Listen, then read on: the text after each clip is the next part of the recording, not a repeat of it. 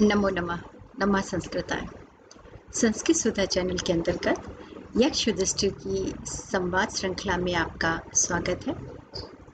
इससे पूर्व की कड़ियों में हम यक्ष और युधिष्ठिर के मध्य संवाद को देख रहे थे और 1 से लेकर के 75 तक के श्लोकों में हमने देखा कि किस प्रकार युधिष्ठिर अपने भाइयों के लिए विलाप करते हैं और उनकी मृत्यु का कारण जानना चाहते हैं। फिर किस प्रकार वह यक्ष और युधिष्ठिर के मध्य संवाद होता है और वह यक्ष के द्वारा पूछे गए प्रश्नों का समुचित उत्तर देते हैं। तो इस क्रम में युधिष्ठिर से जो यक्ष प्रश्न पूछ रहे हैं, उन्होंने इससे पहले पूछा था कि संसार में उत्कृष्ट धर्म क्या है, कौन सा धर्म हमेशा फल देने वाला होता है और किसको वश में करके मनुष्य शोक नहीं करता, तथा कौन सी ऐसी मित्रता है जो कभी नष्ट नहीं होती। तो आइए देखिए कि युधिष्ठिर इन प्रश्नों का क्या उत्तर देते हैं। आनृष्यस्य परुः धर्मस्त्रयी धर्म सदाफलः मनोयम न सोचन्ति संधि संगिनः जीर्यते। युधिष्ठिर ने उत्तर दिया कि संसार में दयालुता उत्कृष्ट धर्म है। आनृष्यस्य परुः धर्मस्य तयि धर्म सदाफलम, और जो ऋग्वेद, यजुर्वेद और सामवेद में वर्णित धर्म है वह हमेशा फल देने वाला होता है। अर्थात इन वेद त्रयियों में, वेद त्रयी जिसमें ऋग्वेद, यजुर्वेद और सामवेद का समावेश किया जाता है, उन वेद त्रयी में जो धर्म की परिभाषा बताई गई, धर्म का स्वरूप बताया गया है, वह उसका पालन करने से वह हमेशा फल देने वाला होता है। मनोयम न सोचन्ति, मन को वश में करने के पश्चात फिर व्यक्ति शोक नहीं करता। यानी कि जब तक मन के वशीभूत होता है, इंद्रियों की विषय वासनाओं में बंधा होता है, तब तक उसे शोक आदि की अनुभूति होती है। जब वह अपने मन को नियंत्रण में कर लेता है, तब फिर वह किसी प्रकार का शोक आदि नहीं करता। और सज्जनों के साथ संधि जीर्यते, सज्जनों के संग की गई संधि कभी भी वृद्धावस्था को प्राप्त नहीं होती, नष्ट नहीं होती, पुरानी नहीं होती। यानी कि दुर्जनों के साथ जो मित्रता की जाती है, संधि की जाती है, वह टूट जाती है, समाप्त भी हो जाती है, क्योंकि दुर्जनों के साथ की हुई जो मित्रता है वह पवित्र भावनाओं पर आधारित नहीं होती, किसी लाभ के वशीभूत होकर की जा रही होती है। अतः जो सज्जनों के साथ की गई मित्रता होती है, चूँकि वो किसी भी लाभ हानि से, अपेक्षा और अपेक्षा से रहित होती है, इसलिए सज्जनों के साथ की गई मित्रता कभी नष्ट नहीं होती। यक्ष आगे प्रश्न करते हैं, किम नु हत्वः प्रियो भवति, किम नु हित्वः न सोचति, किम नु हित्वः अर्थवान न भवति, किम नु हित्वा सुखी भवेत्। यक्ष ने कहा कि किस वस्तु को त्याग कर मनुष्य प्रिय होता है। किम नु हित्वः प्रियो भवति, किसको त्याग देने के पश्चात मनुष्य प्रिय हो जाता है।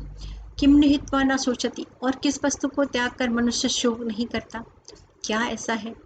किम नु हित्वा अर्थवान भवति, किस वस्तु को त्याग कर मनुष्य अर्थवान हो जाता है। किम नु हित्वा सुखी भवेत्, और ऐसा क्या है जिसे त्याग देने से मनुष्य सुखी होता है। ये देखते हैं युधिष्ठिर इन प्रश्नों का क्या उत्तर देते हैं। मानम हित्वा प्रियो भवति, क्रोधम हित्वा न सोचति, कामम हित्वा अर्थवान भवति, लोभम हित्वा सुखी भवेत्। युधिष्ठिर कहते हैं कि मानम हित्वा, मान को त्याग कर मनुष्य प्रिय होता है। यानी कि जब मनुष्य अभिमान, अहं का भाव छोड़ देता है, तब वह सभी का प्रिय हो जाता है। क्रोधम हित्वा न सोचति, क्रोध को छोड़कर कोई शोक नहीं करता।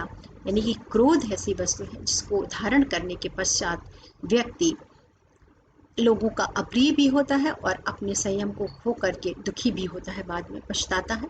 जब एक बार मनुष्य क्रोध को त्याग देता है तो फिर वो शोक नहीं करता।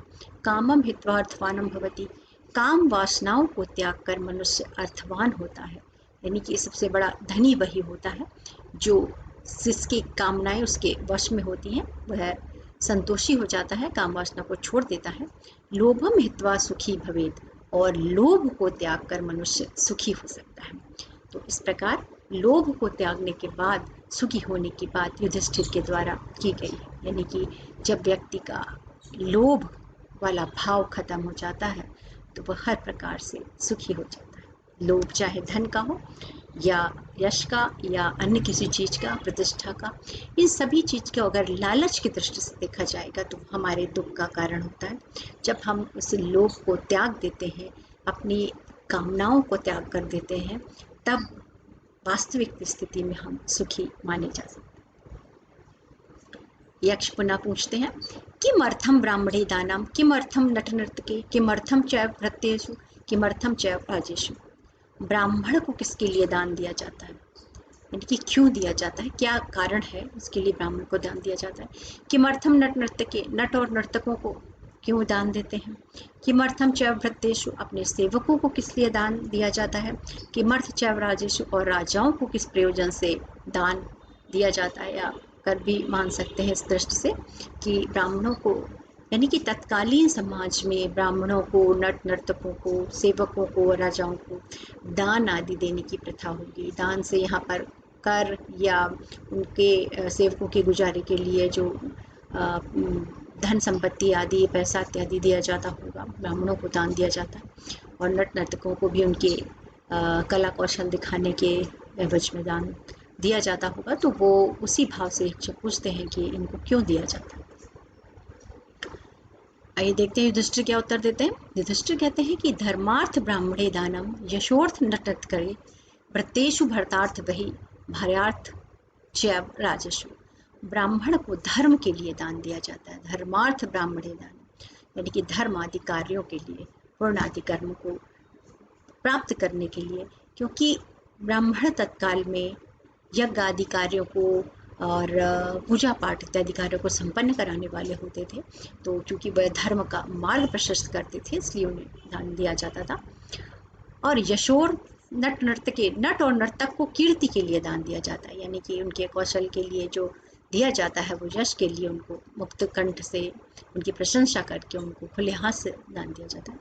व्रतेषु भरतार्थ वह, जो हमारे सेवक होते हैं उनको भरण पोषण के लिए, उनके जीविकोपार्जन के लिए दान दिया जाता है।